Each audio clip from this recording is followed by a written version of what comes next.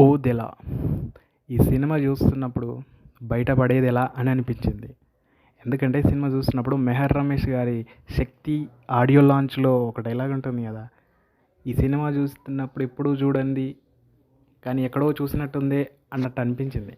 ఎందుకంటే సినిమా మొత్తం అరుంధతి, విరూపాక్షని కలిపి స్క్రిప్ట్ రాశారనిపించింది. అసలు ఎక్కడా ఎంగేజ్ చేయలేదు. సినిమా ప్లాట్ ఏందంటే, ట్రైలర్ చూసాక కొంత అర్థమై ఉంటుంది. ఓదెల రైల్వే స్టేషన్ కంటిన్యూస్గా తిరుపతిని చంపేశాక అతన్ని పూడ్చిపెట్టేటప్పుడు ఒక తప్పు చేస్తారు ఆ ఊరి వాళ్ళు. అతను ప్రేతాత్మగా మారిపోతాడు. ఆ ప్రాబ్లమ్ని వీళ్ళు ఎలా సాల్వ్ చేస్తారనే దాని మీద రన్ అవుతుంటుంది. ఇక ఏమీ లేదు, అరుంధతి గుర్తొస్తుంటుంది సినిమా మొత్తం. ఒక స్టార్టింగ్ 50 మినిట్స్ మాత్రం కొద్దిగా బెటర్ అనిపిస్తుంది. ఇక తర్వాత చుక్కలే కనిపిస్తాయి. అసలు ప్రేతాత్మగా మారిన తర్వాత అసలు ఆత్మకు అన్ని పవర్స్ ఎలా వస్తాయో కరెక్ట్గా చూపించలేదు. యాక్చువల్గా అరుంధతి సినిమాలో పశుపతిని కొట్టి పడేశాక అతను అఘోరీల దగ్గరికి వెళ్ళి మంత్ర విద్య నేర్చుకున్న తర్వాత అతను చచ్చిపోతాడు. ప్రేతాత్మగా మారిన తర్వాత ఒక సూపర్ పవర్ దయ్యంలాగా మారుతాడు. కానీ ఇక్కడ లేదు.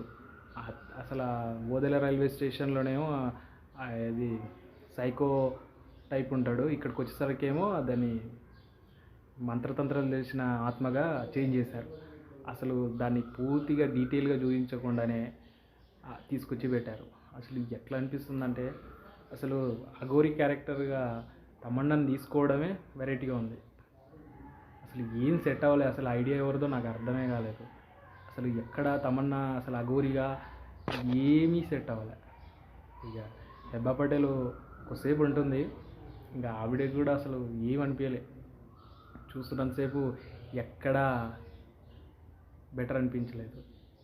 ఇక ఒక సీన్ ఉంటుంది, పాము సైకిల్ తోటి ఒక ఫైట్ ఉంటుంది.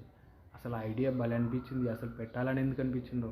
అసలు స్క్రిప్టు సంపత్ నంది గారు ఏ విధంగా అనుకొని బేస్ చేసుకొని రెడీ చేసుకున్నాడో అర్థం కాలేదు.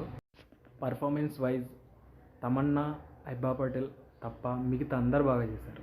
ఎందుకంటే వాళ్ళ రోల్స్ అసలు సెట్టే కాలేదు. హెబ్బా పటేల్ అయితే ఏడుస్తున్నప్పుడు నవ్వుతుందో ఏడుస్తుందో అర్థం కాదు. భైరవి అఘోరి క్యారెక్టర్లో అయితే తమన్నా అసలు సెట్ కాలేదు. ఎవరైనా జస్టిఫై చేశారు అంటే మూవీకి బీజిఎం, మ్యూజిక్ డైరెక్టర్ బాగా పనిచేశాడు అనిపించింది. బీజిఎం ఒకటి బాగుంది. అండ్ మీరు ఒకవేళ సినిమా చూస్తే మీకు ఏదో అనిపించిందో కామెంట్ చేయండి.